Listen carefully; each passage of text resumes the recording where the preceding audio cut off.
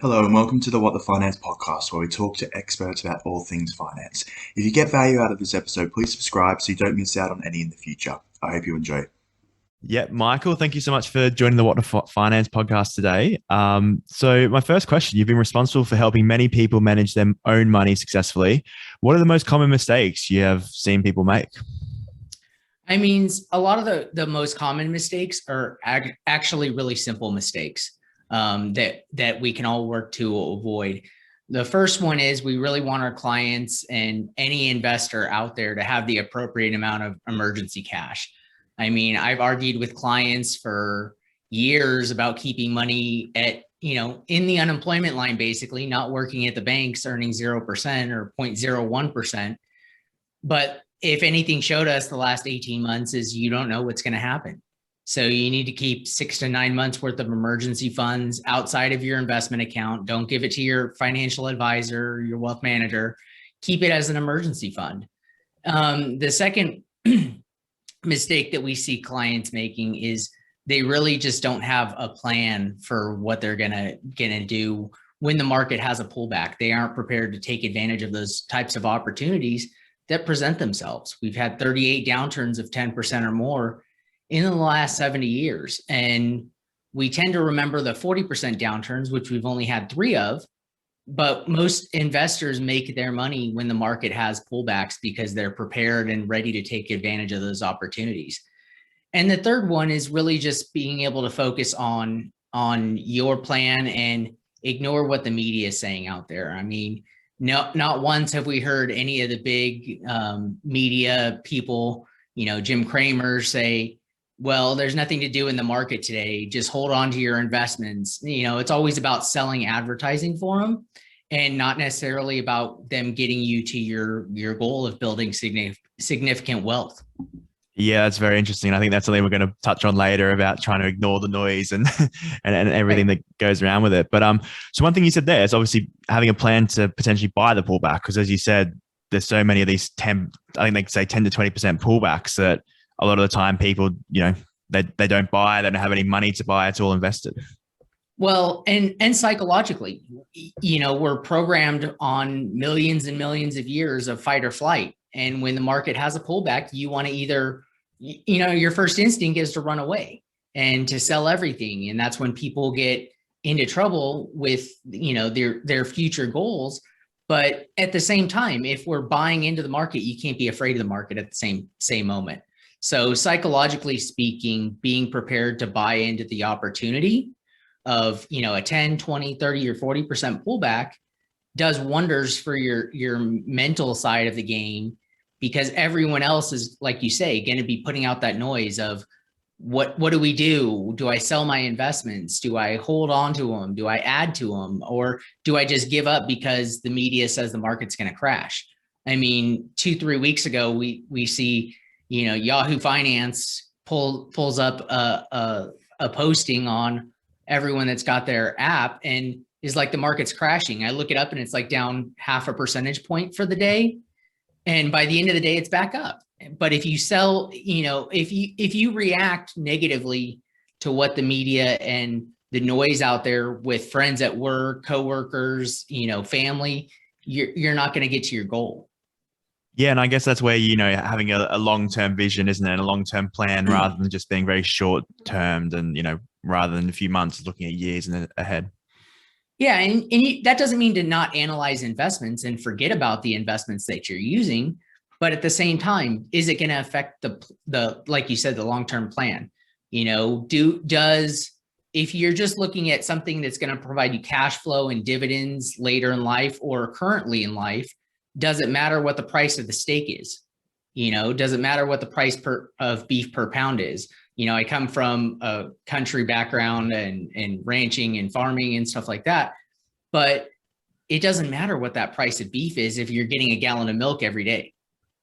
And that gallon of milk is what pays the bills. And, the beef farmers are the ones that are worried about what the price is doing. And, the same thing could be said for the market, that if you're looking at it every day and not necessarily that looking at it's bad, but looking at it and allowing it to influence you in a negative way to make negative moves, you're not going to get to your goal. Yeah, I think that's so true. And as you said there, it's not looking at those, it could be some people look at the $5 difference or something, but no, it's looking further than that. As you said there. But do you want to maybe talk a bit more about your own experience and how you got into wealth management? Because I found it quite interesting reading about it. Yeah. So for myself, it definitely has been a journey, and a journey that I've truly enjoyed and taken something from every step along the way to culminate in what we're doing now. And we're still getting better at what we do. We're still finding new opportunities to help our clients. And, in this ever evolving world of technology and change that we're experiencing. But for myself, I originally was a sports medicine major. I was determined to go into coaching and training clients in the professional sports level. And I had a client that was in charge of recruiting for Washington Mutual at the time, back in 2006, 2007. And she kept telling me, like, you'd be great at the bank. The problem was I was making really good money at a really young age. And I was wearing shorts and a t-shirt to work every day. And I was like, you're nuts. Why would I take a pay cut to wear a suit and tie and be in a bank? Just to a certain extent, ignorant of what the opportunities were out there. And I had to experience life. And I ended up having a child at a younger age. I think I was 23 when she was born. And I realized shortly after that traveling 6 months out of the year with professional sports teams probably wasn't the right opportunity for having a family and being the type of parent that I wanted to be. So I took a leap of faith and went into banking, and, really just had an open mindset of what the future might hold. And after that, I ended up getting my investment licensing taken care of here in the US. Really just determined that I could help people out. One of the big things about working with professional athletes was I kept hearing the horror stories about, how they wouldn't know how to manage their money. They give it to somebody else to manage. And, one or two mistakes later, they have nothing left over. The average career is 3 to 5 years, depending on the sport. That's not even enough time to get a college degree here in the US sometimes. So let alone have someone that's earning millions of dollars know how to manage it. So I realized very quickly that being able to build financial planning into what we have going on with the investment management was very, very important to our client success. Like we mentioned earlier, being able to focus on those long-term goals, being able to identify what those goals are, and also have a path on how to get there, and know that the situations change. What's important today might be something that's totally different from what's important tomorrow. So we have to be flexible and adaptive. And that's part of where we came up with the Adaptive Wealth Partners name, is just being adaptive to every client's situation and need as it changes and evolves throughout their lifetime, so that we can help them be successful, and we can advise them on how to be, find what their goal is. And I think the definition of wealth for each one of our clients is definitely different. It's not necessarily a dollar amount that's in the bank account. It's more of the freedom to do what they want to do, to, not take a meeting if they don't feel like working with that particular company. So for us, it's definitely been a journey, but it's been a great journey, and we're ever evolving in this journey and where we're going forward. Yeah, definitely. And I think one thing that I've seen that you've mentioned before is, one of the biggest mistakes an investor can make is sort of existing in a financial position that limits their ability to take advantage of opportunities, which is sort of what you mentioned before about having money in aside. So how would you sort of help your clients to find these opportunities in an ever-changing market? Well, I mean, some of them are very, very simple. We know that the market's going to have downturns, and the downturns are going to be followed by upturns in the market. And the upturns, they last significantly longer and have higher return.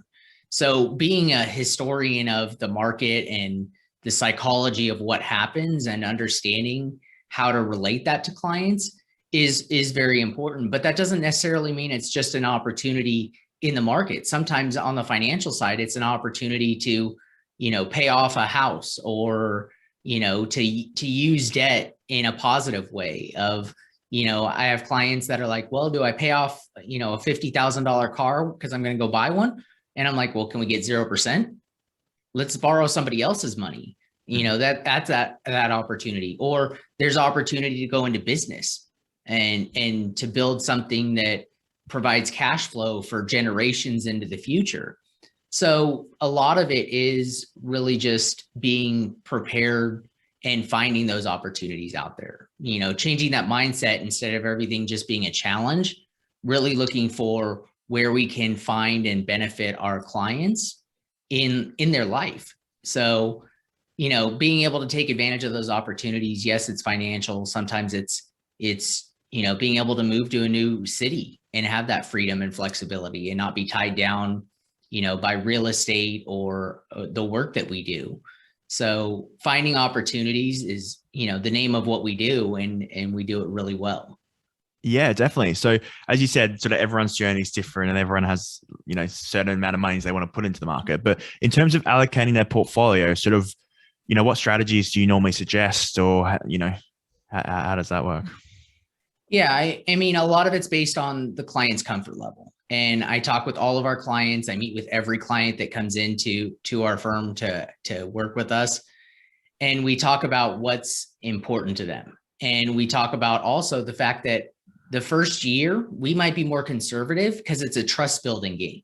We want to be able to have that trust so that when the market does have a pullback, the client's like, okay, I've bought in, I understand the process. And it's a teaching opportunity as well.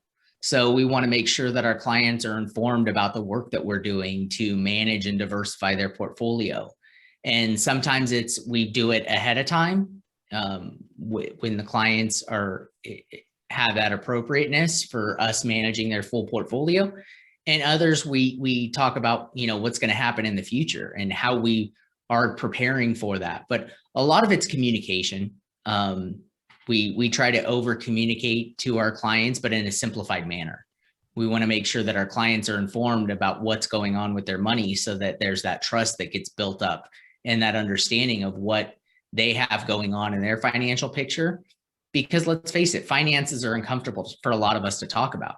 I mean, I remember personally growing up in a situation where I was like, how do we pay the bills? And how do we save? I didn't learn how to save. Fortunately, that's something that I've been able to do as I've gotten older into adulthood. But from an early stage, my parents were like, don't worry about it. We don't need to have this conversation. And part of it was that they didn't know how to have it. They didn't know how to have a conversation with a teenager about finances and money and how to invest. And so that's something that we find here at our practice that's very important to do with our clients, to help them understand where they're at financially and to know that people make mistakes. You're going to make investments that go down in value. You're going to not be in the optimum position when the markets has a pullback, and you can't go cry about it afterwards. You just have to kind of pick up and move forward with the best knowledge that you have. And I'm a firm believer that as investors, we do the best with what we have. If someone knew how to be a better investor, they would not do it. They wouldn't make that mistake. They would genuinely just go out and do it. Just like parenting or relationships, for the most part, everyone's trying to be the best version of themselves. If they knew how to be a better person or a better father or face situations differently, they do it the better way. It's just human nature. You're not going to, for the most part, go back and sacrifice, the benefits to do something wrong or to do something that's not the best way possible. Yeah, I think that's a great way to put it. And as you said before, when sort of a lot of people are young, they don't learn much about money at school. You don't learn much about money.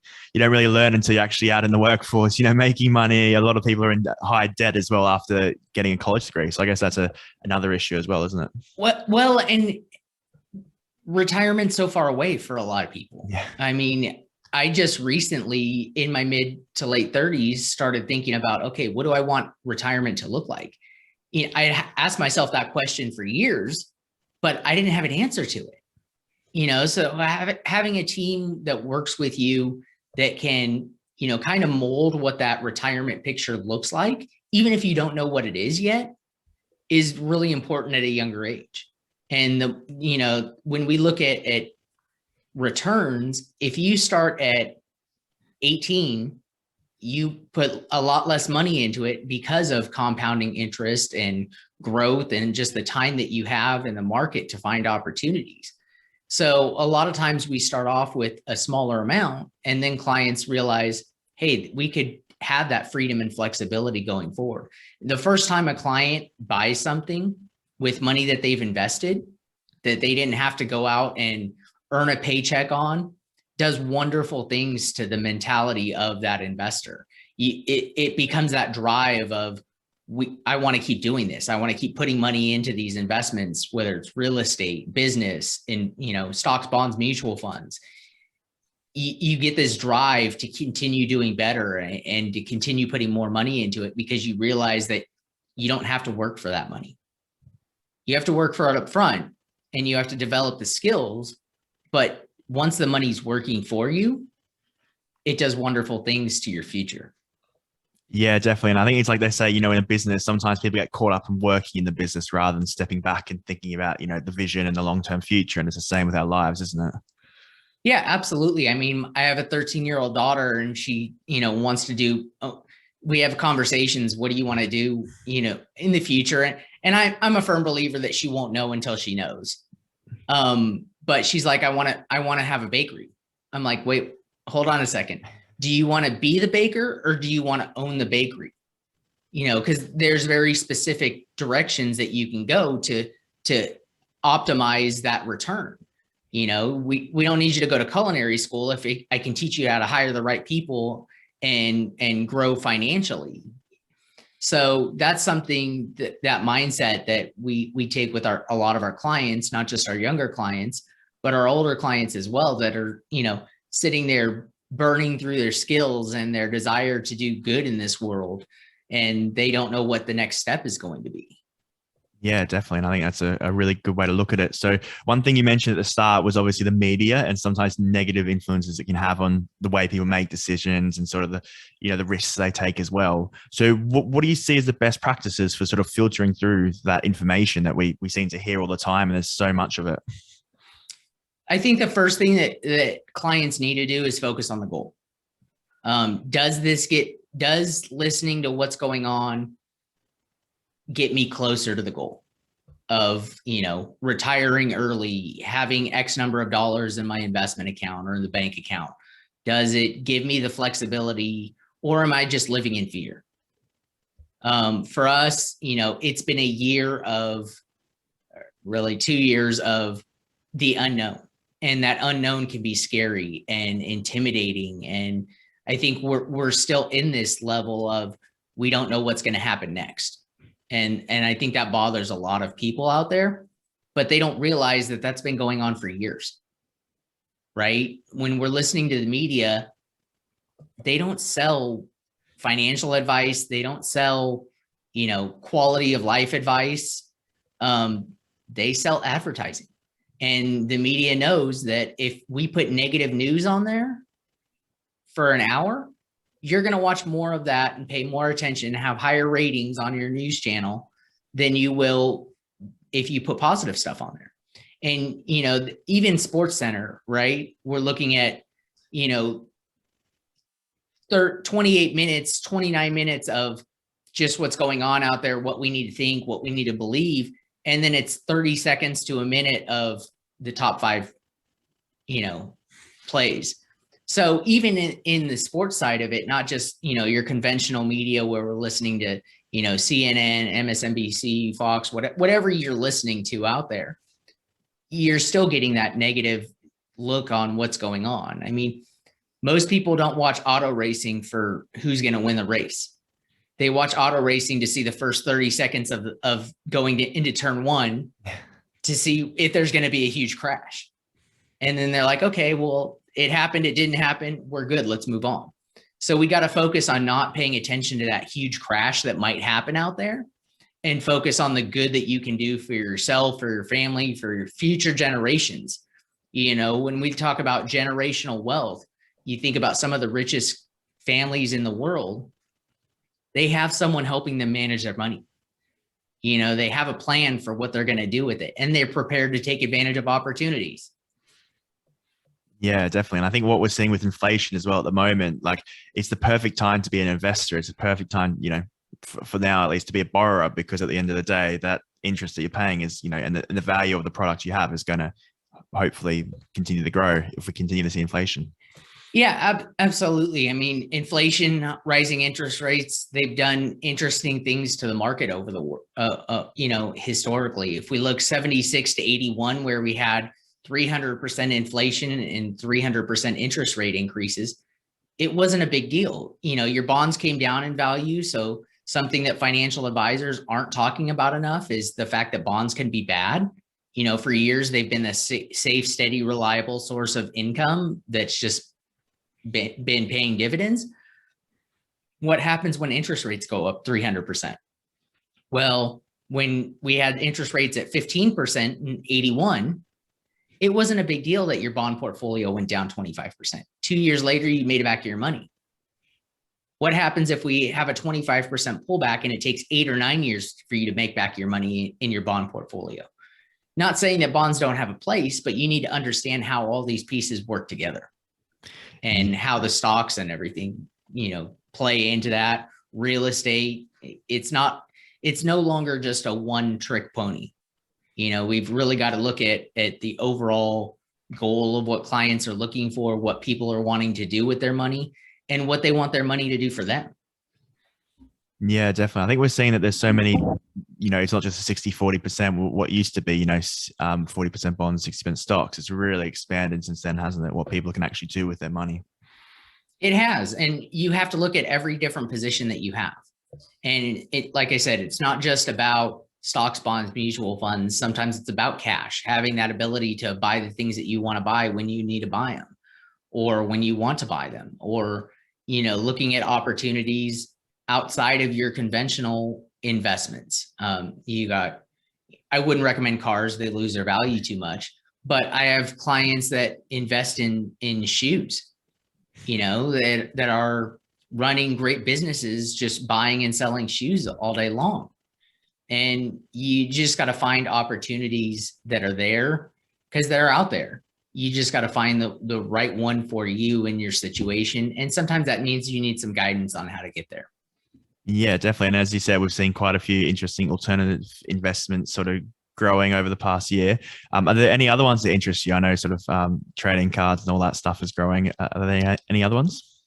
I grew up, with cards and baseball, and, so that's kind of my pastime, but there's no lack of what's going on out there. I mean, the pandemic has created, with restaurants shutting down, people cooking and providing meal service and, all kinds of new technology. What I really enjoy is watching the change in technology and how people are applying that to improve their lives, to, maybe do Uber driving on the side, or Turo to rent vehicles. I mean, especially with what's going on, living in Las Vegas, that there's a long wait at the airport for cars.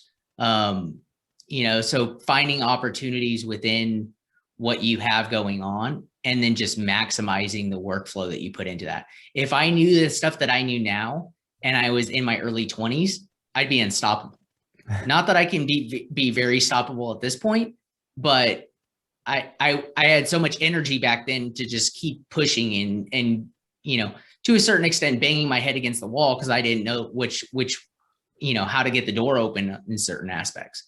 So if I knew that then, the world would be significantly different at this point in my life, and it would have been significantly different 10, 15, 20 years in the future.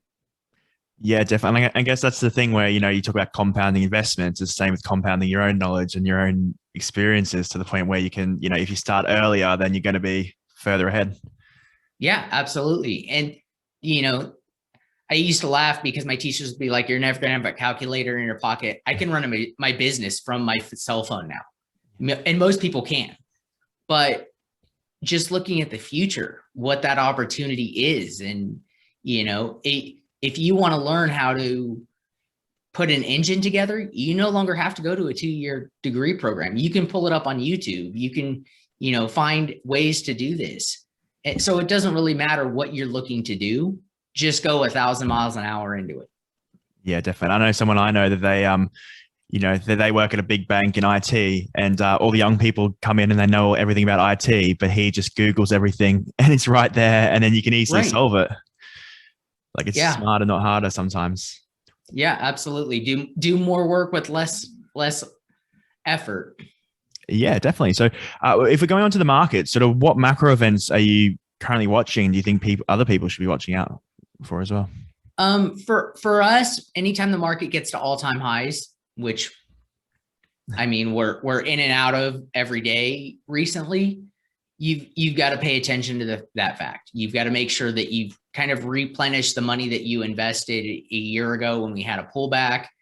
You've got the appropriate amount of emergency cash on hand, and your investments are quality, right? We're in this stage where a year ago we're buying companies that should withstand the pandemic, right? And it won't be the last pandemic that we have in this world. So that's something to also consider and remember. There's going to be a next one. There's going to be something new. I mean, since the year 2000, we've had 9/11, we've had the tech bubble burst, real estate bubble burst, record unemployment, record foreclosures, the pandemic going on. So just to name some of those. So we've really got to understand what happens in business and what happens, like you say, with inflation. Most people are afraid of inflation, but most people that own stocks love inflation. You know, they got money sitting there that's now worth more tomorrow than it was today. And people are paying more for goods and services that they weren't necessarily paying for yesterday. So that's something with the rising inflation, rising interest rates, that we really are looking at how quickly those increase. But at the same time, there's always going to be micro opportunities that come up, you know, with individual companies. You know, 2 years ago, I wouldn't have necessarily said that we need to be buying Disney. A year ago, when Disney launches, you know, Disney Plus, and the beginning of a pandemic, when people are sitting at home and they start competing head to head against Netflix and Amazon Prime, all of a sudden that creates that opportunity that you're prepared to take advantage of. So it's not just necessarily looking at things like a 10% pullback in the market. Sometimes it's what company is going to innovate and make that change to still be around. You know, I mean, General Electric holds onto their light bulb division. It loses money every year, but that's the General Electric way. They don't want to let that go. Well, you see General Electric not doing well stock wise. And yes, in the micro side, if you bought it at the bottom, it's going to come up. But if you bought it 5-10 years ago, you need to be able to get rid of some of these investments. And a lot of this change that we're talking about is going to come about because of taxes. Tax law changes here in the US, international taxes that are changing. So we've really got to prepare our clients for 3 or 4 different scenarios. And then once that scenario hits, just flip the switch on the right plan. Yeah, it's interesting. So you mentioned taxes there. Are there any other risks that you sort of think that people should be watching out for as well in the markets? Over concentration. I mean, anytime you get too much of one thing, when it's going well, it's great. When it's not, it's awful. So don't be afraid to take your gains from certain stocks or certain investments that you have and further diversify your portfolio. Yes, you might miss out on the very top of the market in that holding, but you might very well miss out on the bottom of that market as well for when you have a significant pullback. Yeah, definitely. And I think I was talking to someone the other day and they were saying, you know, they mentioned the top 10 days of, you know, the stock market, you'd miss out on certain returns. But then if you miss out on the bottom 10 days as well, then it's sort of, you'd still be very profitable. And sometimes people just mention, you know, about missing out on the top 10 days rather than both of them. Yeah. And for what we're looking at, we don't necessarily just exit investments. We look at the quality of the investments. Is it a company that I would want to own? If I was a billionaire and had, you know, the ability to just go buy Tesla or, you know, a company similar to that, we could look at it from that perspective. Take the gains off of what you have, stay invested if you truly believe in the company and the company's doing quality work and innovating. But let's buy the next company that's smaller. When we look at it, and you look at a company like Berkshire Hathaway, everyone's like, why is Warren Buffett sitting on so much cash? Well, the company's humongous now. So in order to do a deal that's going to significantly impact shareholders in a positive way, it's got to be a humongous deal. It's no longer, let's go buy, 10 taco trucks or something like that to make that deal. So a lot of times you can find better growth in smaller companies as long as the quality of that company is there. And so that's a lot of the diversification that we do, is taking some of these large companies that have done well, but now are mega companies that would have to, Facebook acquiring Instagram, something to that nature, versus, something that's a much smaller deal. And we go back to some of the companies that are in that medium to large scale size and are ready to grow further. Yeah, definitely. So in terms of industries that you're watching out for, would you say a lot of tech and a lot of growth companies potentially are the main things? Yeah. And I think technology has changed significantly over the last 20 years. It's no longer your Apple, IBM. Like, let's go look at companies that are significantly using technology to better what they have going on. Railroads are an example. John Deere's an example, using technology to provide better returns for the people that they supply. Yeah, definitely. I think we've seen GM as well. They've benefited quite a lot off that, of the, electric and going down the AI route. So sort of looking at your own experience in the investment industry, what do you know now that you wish you knew sort of when you were back in high school? Don't be afraid to invest. Yeah. Invest in something to start. I mean, you get a 401k or a pension plan and you're like, it's a foreign being to you. You're like, I don't understand it. I don't know it. And so just start, put some money away in savings, and that doesn't necessarily mean, that you need to go without Starbucks. Yeah. Find a way to grind out the wins with your money. And sometimes, I had a big car payment on a Jeep that I loved, going off-roading and stuff like that. And I was like, it doesn't make sense for me to have this right now. Like, if I could take that money and I can put it into an investment, in 6 to 9 months, I'll be able to pay off the next car that I want. So looking at the long term, knowing that you just understand compound interest, understand the time, maximization of money, will allow you to do a lot better things later in life. Yeah, perfect. So, Michael, thank you so much for joining the podcast today. I was actually going to go on to my last question, which is sort of, what is one message you'd like people to take away from our talk? But I guess maybe you answered it, or do you have another message you'd like to share? Yeah. So I always say, if you're using an advisor, you need to audit that advisor. Audit me. I'm an open playbook. I'm, going to welcome you into the firm, talk about everything that we do with your money, everything we advise on. But not a lot of advisors are doing that. So being able to understand the questions to ask your financial advisor, we put together a site called awpwealthbuilder.com. And whether you're here in the US, internationally, it doesn't really matter where. It's a lot of these questions that you can download. I think it's 10, 12 questions that you should be able to ask your financial advisor. And no matter what they are doing with your money, they should have an answer. If they don't have an answer for these questions, maybe it's time to start exploring some other routes to your goal of building significant wealth. Yeah, you maybe should be worried if they don't have the answers.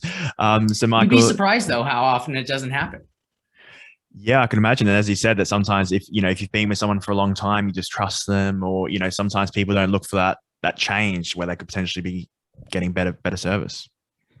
Right. Service is, I think, the most underrated thing when you're dealing with finances. I had a client come to us 2-3 years ago where we were managing $20,000, $30,000 of their money. They had another $750,000 with an advisor that had been working with them for 24 years. 6 months into our relationship, he's like, I didn't even know that I was missing anything. Yeah. So I always tell people, you don't know what questions to ask until you're faced with asking that question. So take the time, investigate what you have going on with your financial advisor, and meet with multiple advisors that are not just the first person that comes out of your neighbor's mouth. Yeah, perfect. I think that's a great piece of advice. So yeah, Michael, thank you so much. If people wanted to get in contact with you, would the website be the best place, or is there any other way? Yeah, all of our contact information is on that awpwealthbuilder.com site. There's some resources on there, just explains kind of what we do. It also has a link to our main Adaptive Wealth Partners site, so they can contact us anyway. I'm on every social media channel out there pretty much. So yeah, just be willing to find us, and even if we don't work together, you're going to take something from the conversation. Yeah, definitely. Perfect. I'll put all that stuff in the description below. So Michael, thanks so much again. You're welcome. Thank you.